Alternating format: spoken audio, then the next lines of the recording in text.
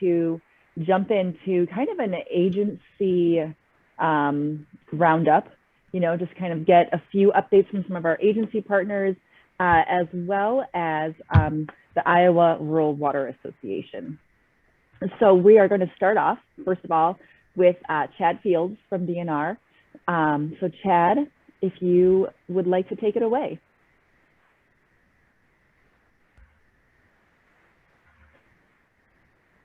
Okay, hold on a second. Can everybody hear me fine?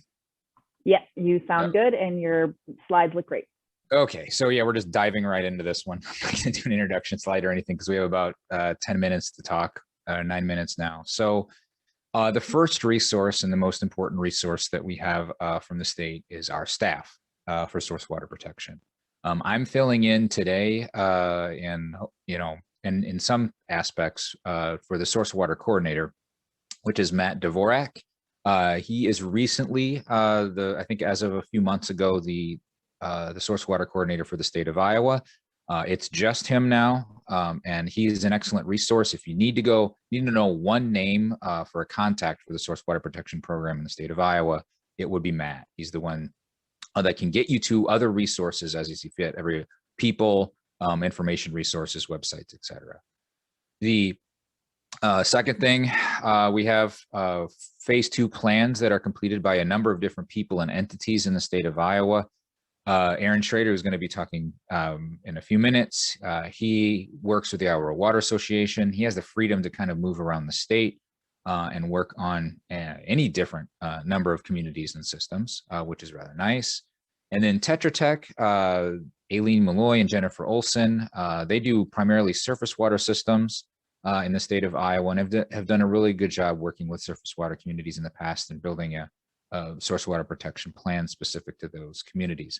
They're not in Iowa. Their headquarters and their offices are up in Minnesota, but they know what they're doing. They've done a lot of TMDLs and stuff in the past. And then our Iowa DNR source water protection staff. That is, as of a few months ago, updated maybe about a year ago now, actually. Josh Balk, Megan Thule, Ethan Teese, and Steve Hopkins, Kyle Ament, and Steve Conradi all kind of play a part in source water protection now and the planning efforts for the state and then implementation beyond that. And they work with groundwater and surface water systems, usually within a county, surrounding counties of where they're headquartered, or if they're at the DNR Wallace building, anywhere throughout the state. So those are the staff that we have. Again, Matt Dvorak is the name to remember for that.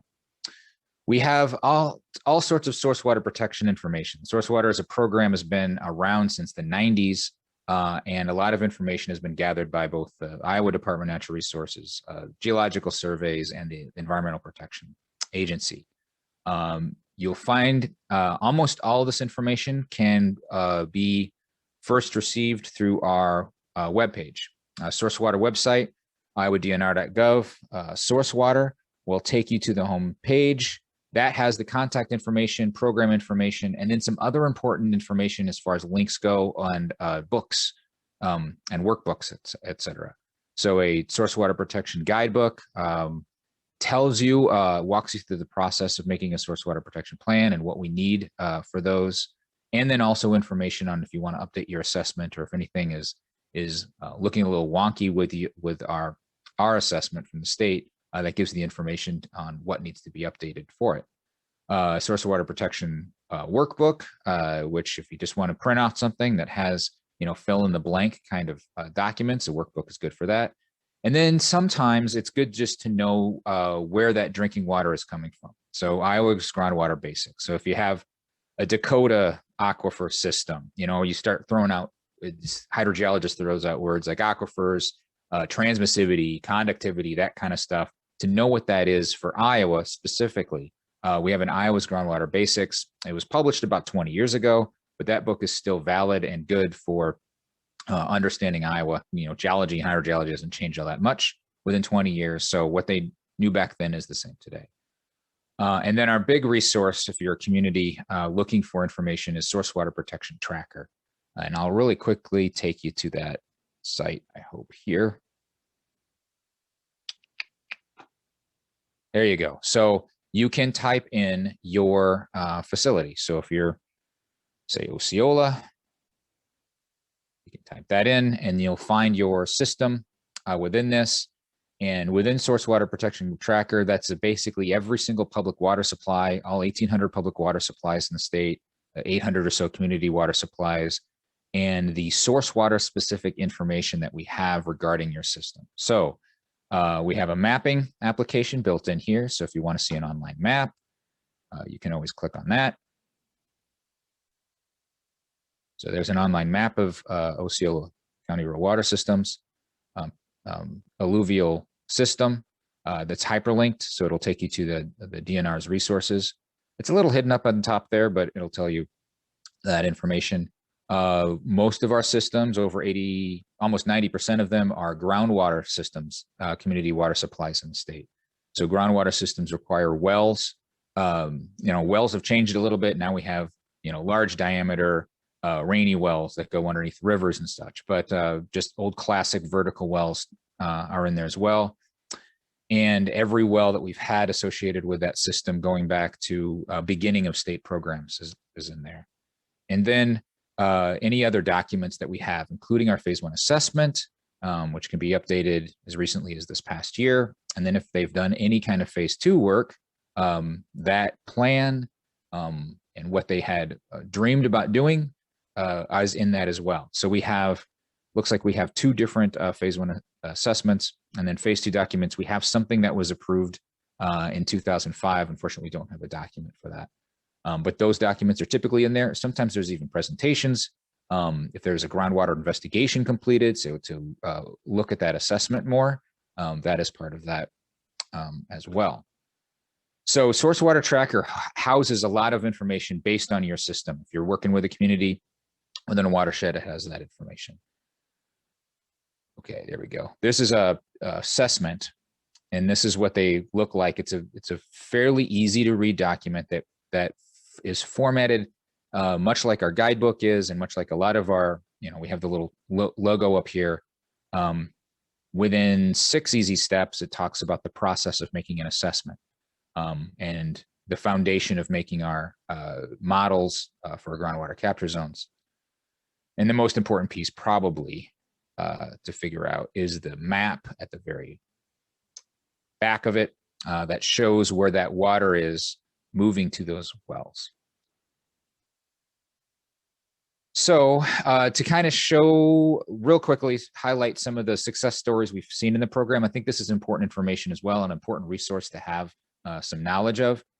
For groundwater systems, we have the city of Manning in west central Iowa. The city of Manning is a standard alluvial system that has undergone some significant changes from row crop agriculture to native vegetation in 2014. So it's a fairly recent one. So that is the well field right there. This used to be, last time I visited Manning, actually, this was row crop, and they converted it to native vegetation through buying of that land. After they converted it to native vegetation in 2014, their nitrates went from 4 down to 1.5. So they had a significant decrease in their nitrates because of that. So that's a standard one. That's kind of our standard go-to for alluvial systems. Is, convert to native vegetation, or if you can do cover crops or something like that, that would be good too. Scientific investigations, a lot of times we want to know where that nitrate is coming from. If your wells are in the middle of town or at the edge of town, there's a chance that it could be coming from multiple sources. One of the example of that is the city of Mechanicsville. It had nitrates that were climbing up from like 2 to 4 to 5. And we did a nitrate isotope investigation to see where that was coming from. And we kind of figured it was going to be a mix of fertilizer and other stuff, but we found it was a strong waste signal, and found out that there are leaking and underground sewage lines that can influence these wells as much as farm and cropland can. The way you find this is by blowing smoke in them and seeing that smoke at the surface, and you don't want to see a bunch of smoke at the surface if you go in your sewer lines. One of the other common Common issues we come across is that nitrate based off of the river, coming from the river to the wells, or is it from the groundwater? With a couple of exceptions, we can say most of the time, the river is influenced by the groundwater, not the other way around. So here is the Cedar River in green. The wells for Cedar Falls are in that red, orange, and blue up on top, where they're a consistent 9 to 8 parts per million nitrate N. And that river is actually lower from 4 to 7. So those wells, and oftentimes we see this is true, that those wells are influenced and the river nitrates are coming from the groundwater, saying the river. And I think, well, our couple other presenters will talk about the NRCS priority HUC areas. These areas have been recently kind of developed as a way to get more funding for implementation throughout the state, and we give them on a HUC 12 basis. We have groundwater capture zones that are included in this too, and that take up a small area, but those whole HUC 12 areas are included in a priority ranking system, which can be systems that have completed a phase 2, systems that are using something that's a water source aquifer that's closer to the land surface, and it opens up some funding from different federal programs for those. So that is my quick presentation. Okay, that was definitely packed with information. So thank you so much, Chad, for cramming all that in there. So next up, we will have John Hubbert he's a state conservationist with NRCS, talking a little bit about kind of some NRCS programs right now to support source water protection. So you have the floor, John. Thanks, Mary Beth. I appreciate that. And Chad, appreciate your slides on source water protection area map. I will refer back to them because I am going PowerPoint free today at great risk, but I feel like I'm talking to the choir. So I don't know that I need to cover a whole lot of detail, but I'm going to cover just kind of a broad overview and hit on where we're at right now. Some things that are kind of key from an NRCS perspective. I'm going to roll back the clock quite a ways, and we're going to go back to the origin of the Soil Conservation Service. Actually, the Soil Erosion Service, as we were originally known, reported to the Department of Interior, and we focused on soil erosion project and the menace of soil erosion that was causing great struggles and great strife in the nation at the time of the Dust Bowls, and when land management issues were very much a concern at a national level from a long-term food productivity standpoint, and national security issues with regard to food productivity. We've evolved since then. In the 90s, mid 90s, we went from, we only stayed the Soil Erosion Service for about 3 years. We then switched to the Soil Conservation Service. Joe Otto might have to correct me a little bit on exact timeline with that, but I know the basics of that. And then in 1994, we transitioned to the Natural Resources Conservation Service, which was a reflection of changing from a more soil erosion based focus to focusing on multiple resource concerns of national significance. With that in mind, since the 90s, we have had a lot more flexibility as far as working on different priority resource concerns. And we've transitioned a little bit slowly at times and a little bit quicker at other times. With each farm bill, there's a significant shift in some of our programs. So that's kind of important to keep that time frame in mind. And those occur on a regular basis. We're currently operating under the 2018 Farm Bill, which is one of significance when it comes to source water protection. So current programs that we're working with include EQIP, which is kind of a flagship program for cost share assistance that focuses on conservation practices on working lands, and by working lands and private lands at that. But by working lands, it would be lands that were still involved with agricultural production across the United States, and that can be cropland, rangeland, pasture land, timberland. It's not confined to just one, but it's equally accessible to all. We also have the Conservation Stewardship Program, which is kind of a graduated form of assistance that focuses on conservation stewardship activities that include practices, but also enhancements. And it basically recognized long-term efforts of producers to protect their land for the betterment of not only their land, but also for the betterment of the public resource protection. And those contracts are focused on multiple resource concerns and practices, as well as enhancements of those practices that further provide protection for the public. Beyond that, we also have the CRP program that's administered by the Farm Services Agency. That is a set-aside program. It's not focused on working lands as much as it is on acres that are being set aside for a period of 10 to 15 years, sometimes longer with some of the programs that just rolled out with 2018 Farm Bill. Then we also have within our portfolio the agricultural conservation easement programs, and I want to highlight that a little bit. That's a long-term protection program that involves 30, 50, and permanent easements in Iowa. It's been a very successful program. In the last 28 years, we have acquired easements on, I'm going to look at my notes so I make sure I capture this right. We've acquired easements on 1,664 different parcels, over 190,000 acres. So we actually have more acres in these programs, the easement programs, than we do in state parks and state forests in Iowa, which was pointed out on an early slide. There's not a lot of ground in public ownership in Iowa, but the easement acres are now accumulating to quite a bit of acres across the state. And they're very impactful. They're focused on land that is marginal from a crop production standpoint, but has an opportunity to provide maximum benefits from a water quality standpoint. By and large, they're not all focused on water quality, but many of them are. So that's an important program. It's expensive to do on a per acre basis, but it's very effective from the standpoint of downstream water quality protections as well as flood prevention. I want to jump to a few other things within the EQIP program. I think from a source water protection standpoint, the Mississippi River Basin Initiative was one of our first big ventures into water quality focus. That did not have a specific focus on source water protection, but it did have a focus on improving water quality for the Mississippi River Basin. So we worked pretty diligently on that program and still have strong connections to the Mississippi River Basin Initiative across several watersheds in Iowa. We work very closely with our partners in IDALS to make sure that we have those priority areas focused in the right locations and that we're doing the right things with those.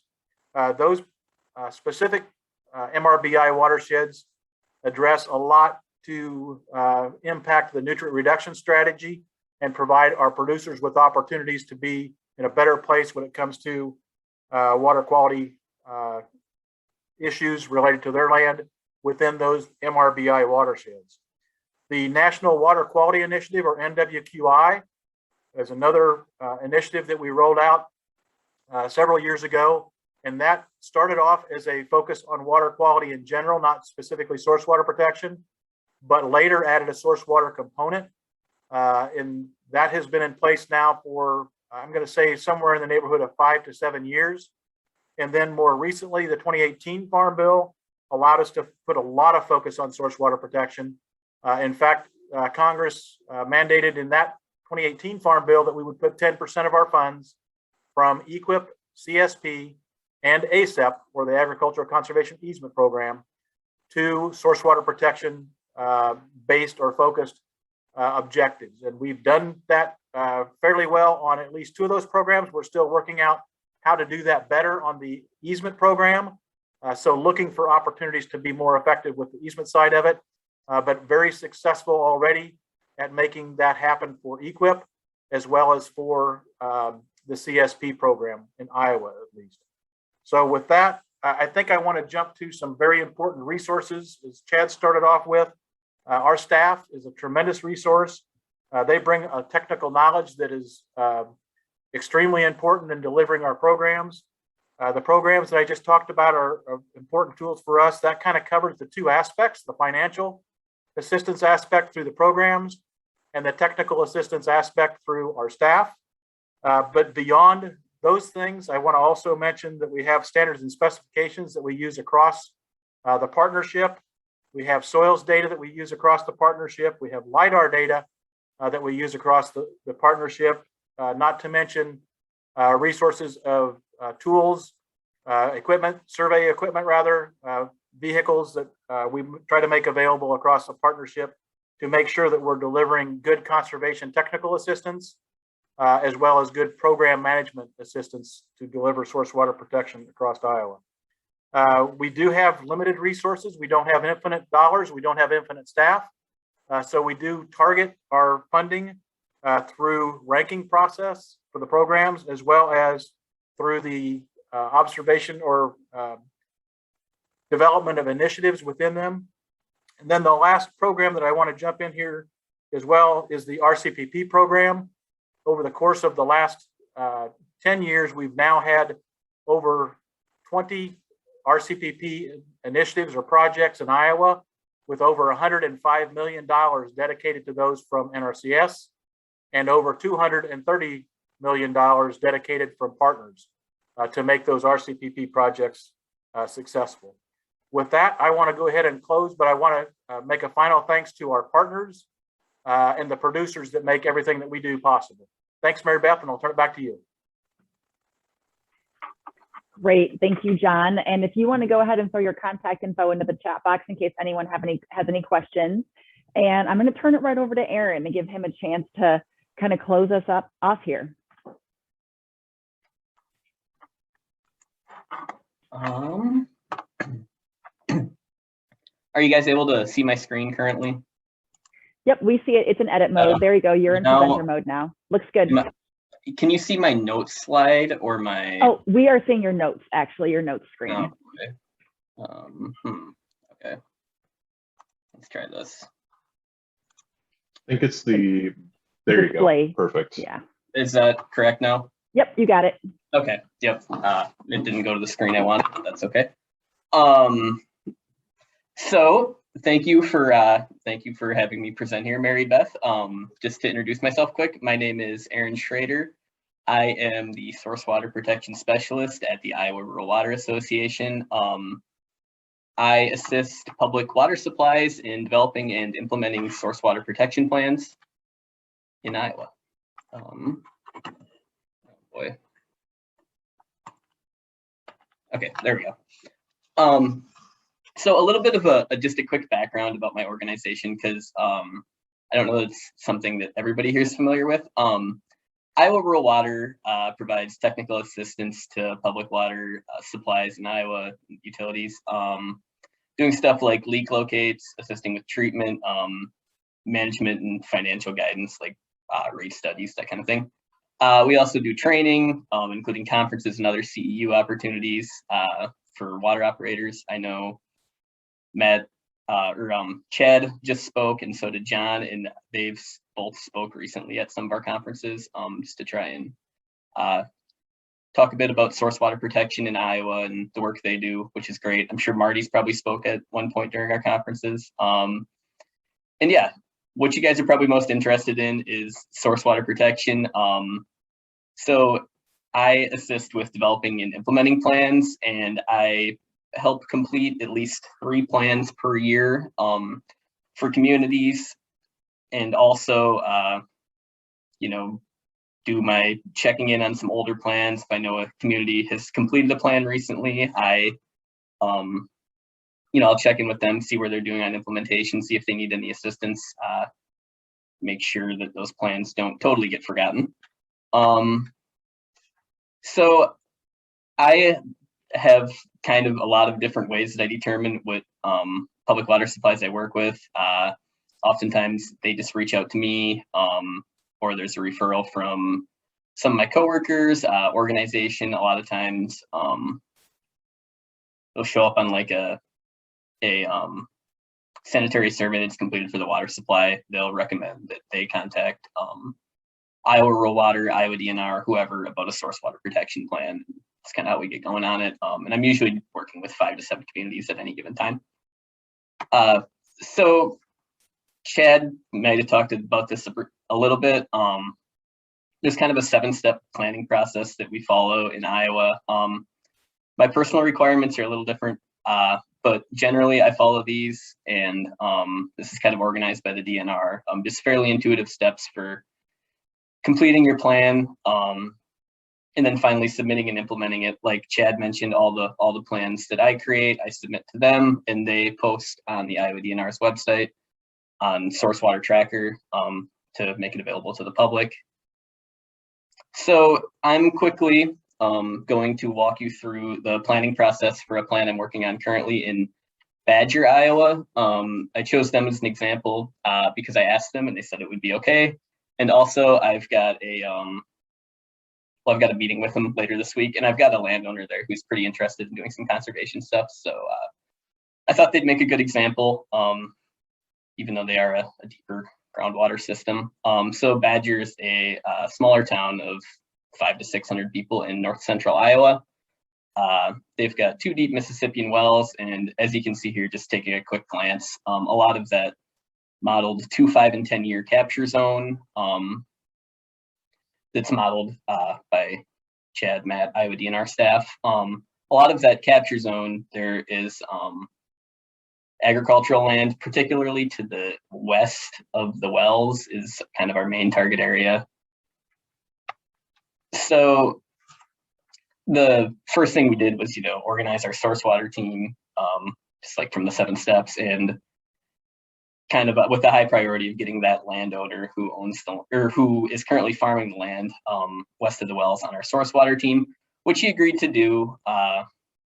He agreed to be on our team. There's some other stuff in the area, point sources, underground storage tank sites, leaking underground storage tank sites. Looks like a chemical storage building or chemical storage, usually fertilizer, and like a spill, that kind of thing. And they've got a couple other small issues they're facing. So this is actually, if you look at this map here, well number 3 is really close to some row crop agricultural land. So this is actually a picture of what that looks like. Not my finest photography work, but you can see that A, it's an exposed wellhead, and B, I don't have a great frame of reference, but it looks to be about 30 feet from some agricultural, it's like it was corn. So that was kind of our biggest priority. And our source water team is currently working with a landowner who's on our team. Actually, landowner's kind of misleading. He's actually rents the land, but he's on our team, and he's like super agreeable to some of the stuff we're proposing. He'd like to put in a filter strip. He's already doing some similar conservation practices in some other locations up in that area in Webster County. So he's been great to work with about doing that kind of thing. So we have a meeting later this week about that, and hopefully to, not have corn quite so close to the wellhead in this case. We're also looking at putting some kind of physical well barrier over the wellhead, which I believe may have been done. I don't have pictures of that, but just in this case, the landowner's worried about spraying and killing people's yards, being, he's farming that close to the city and to the wellheads. So yeah, and maybe potentially somebody could run into the wellhead or something like that. So that's kind of another item that we're talking about. And just to kind of go over some other stuff we're doing, we're going to update some ordinances in this case. There's no source water protection ordinances currently in place, so we're looking at introducing some to limit potential point sources, chemical application, that kind of thing, with some distances relative to where the wellheads are, just kind of prevent introduction of new potential point sources. And working on an emergency response plan. Generally, I'll give them some information, state contact data for some emergency lines, but we'll be in contact with local emergency management and stuff to kind of figure out who their contacts are in the event they do have any issues, chemical spill, anything near the well, or if they have any major problems with their water quality, what can be done. So that's kind of something we're in the process of as well. And in this case, we've got some people from town and the landowner on our source water team. But I think in general, the trend is the more involvement, the more people you can get involved in source water planning, the more kind of the more power the document has in a way. Just tends to get a little bit better success rate. And with that, that's pretty much all I have. Got my contact info here. I can put it in the chat as well if anybody has any questions for me. And thanks. Excellent. Well, thank you so much, Aaron. Again, just chock full of great information. And it's really great to hear kind of how you're connected with communities. And I think, you know, will be a great resource to any watershed project that has a community with a source water concern. Sounds like you might be a good person to call.